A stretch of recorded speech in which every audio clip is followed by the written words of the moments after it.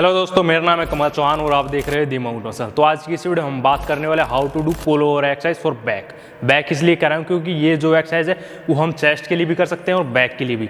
लेकिन आज की इस वीडियो हम डिस्कस करेंगे बैक के बारे में। सो वीडियो को स्टार्ट करने से पहले make sure hit the subscribe button और वीडियो पसंद आए तो हिट द लाइक बटन। सो इस वीडियो हम बात करेंगे कि ये जो एक्सरसाइज है वो किस तरीके से करनी है, किस पोस्चर के साथ स्टार्ट करनी है और कौन कौन सी मिस्टेक है जो लोग अक्सर किया करते हैं और जो आपको बिल्कुल भी नहीं करनी है। सो वीडियो में आगे बढ़ने से पहले आपको ये समझना पड़ेगा कि ये एक्सरसाइज किन लोगों के लिए। अगर आप एक बिगिनर है तो ये एक्सरसाइज आपके लिए बिल्कुल भी नहीं है। अगर आप एक इंटरमीडिएट या फिर प्रो एथलीट है तो आप ये एक्सरसाइज डेफिनेटली कर सकते हैं। और मैं ऐसा इसलिए कह रहा हूँ क्योंकि इस एक्सरसाइज को करते दौरान आपकी मसल मैच्योरिटी होनी चाहिए, आपका मसल माइंड कनेक्शन अच्छा होना चाहिए। अगर आप एक बिगिनर है और इस एक्सरसाइज को करते हैं तो आपके मिस्टेक्स करने के चांसेस बहुत ज़्यादा बढ़ जाते हैं क्योंकि आपकी मसल मैच्योरिटी उस लेवल की है ही नहीं। ऑलराइट, सो इस एक्सरसाइज को करने के लिए सबसे पहले आपको जरूरत पड़ने वाली है एक फ्लैट बेंच की और साथ साथ एक डंबल की।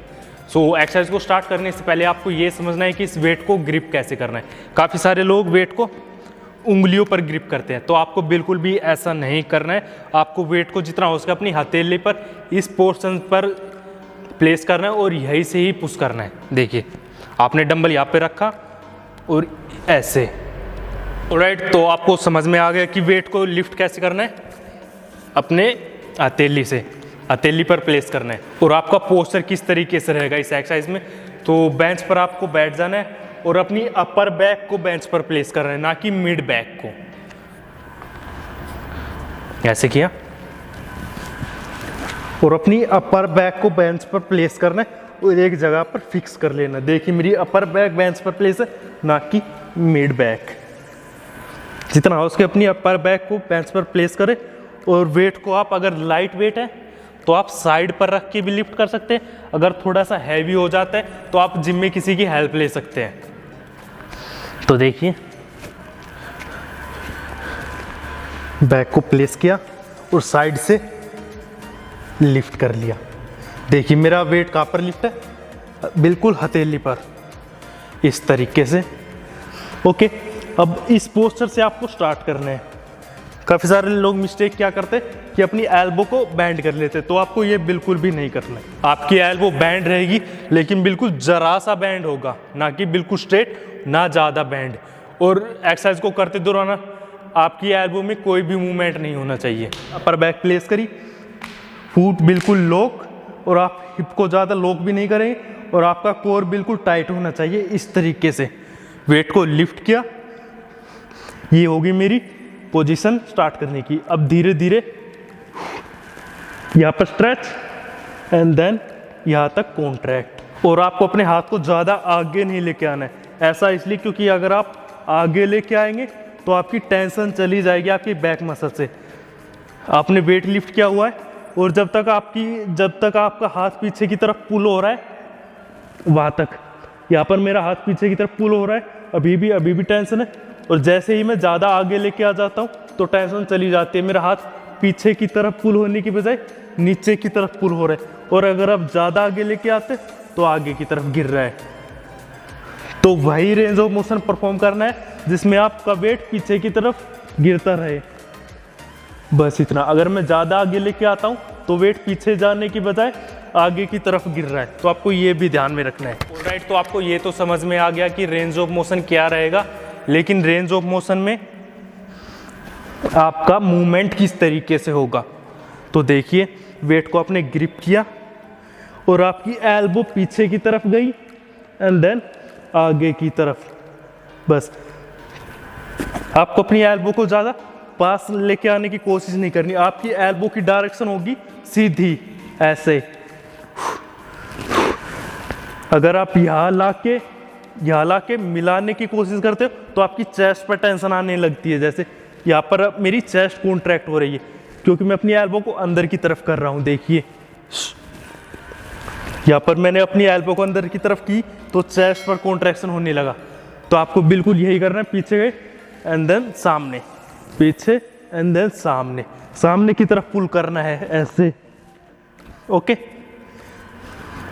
जैसे पीछे गए, यहाँ पर मेरी बैक स्ट्रेच, बस इतना।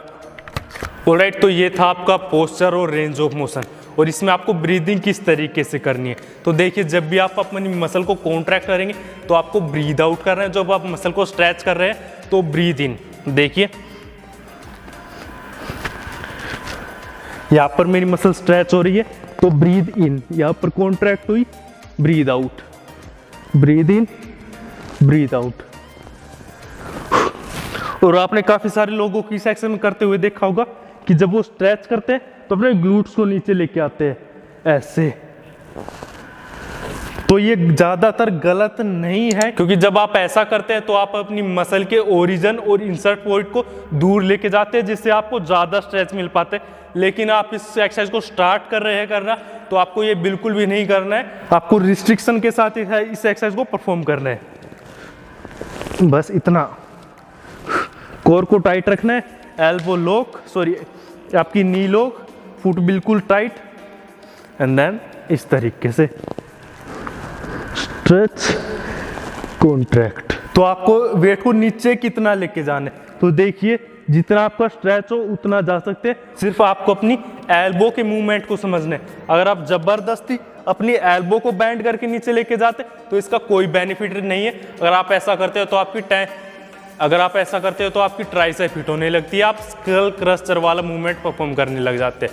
देखिए क्या करते हैं लोग, ऐसे किया तो थोड़ा सा स्कल क्रस्टर वाला मूवमेंट आ जाता है। तो आपको इस बात का भी ध्यान रखना है कि ये मूवमेंट ना आए। देखिए ऐसे किया, यहाँ पर मेरी एल्बो बैंड हो गई, एंड देन कॉन्ट्रैक्ट करते टाइम एल्बो से पुश कर रहे हैं। तो आपको ये बिल्कुल भी नहीं करना है, इससे आपकी ट्राइसेप फिट होने लग जाएगी। ओके, तो आपकी एल्बो बिल्कुल स्ट्रेट, हल्का सा bend, stretch and then contract, stretch. यहाँ पे आके अपनी एल्बो को बैंड नहीं करना है, वही मूवमेंट रहेगा इस तरीके से, contract and then stretch. Alright, तो अगर आप इस एक्सरसाइज को करना स्टार्ट कर रहे हैं तो आपको कोर या फिर नेक में थोड़ा सा पेन हो सकता है, क्योंकि इसमें आपकी कोर स्टेबिलिटी ज़्यादा चाहिए होती है और आपकी नेक स्टेबिलिटी भी ज़्यादा चाहिए होती है। सो ऑलराइट गाइस, इस वीडियो को यहीं पे एंड करते हैं। आई होप आपके डाउट्स क्लियर हो गए होंगे कि एक्सरसाइज किस तरीके से करनी है, कौन कौन सी मिस्टेक है जो आपको बिल्कुल भी नहीं करनी है। और अगर आप ऐसी वीडियो और चाहते हैं तो आप मुझे नीचे कमेंट सेक्शन में बता सकते हैं। और ये वीडियो आपके लिए यूजफुल रही है तो हिट द लाइक बटन। हम मिलेंगे नेक्स्ट वीडियो में, तब तक के लिए टेक केयर, वंदे मातरम।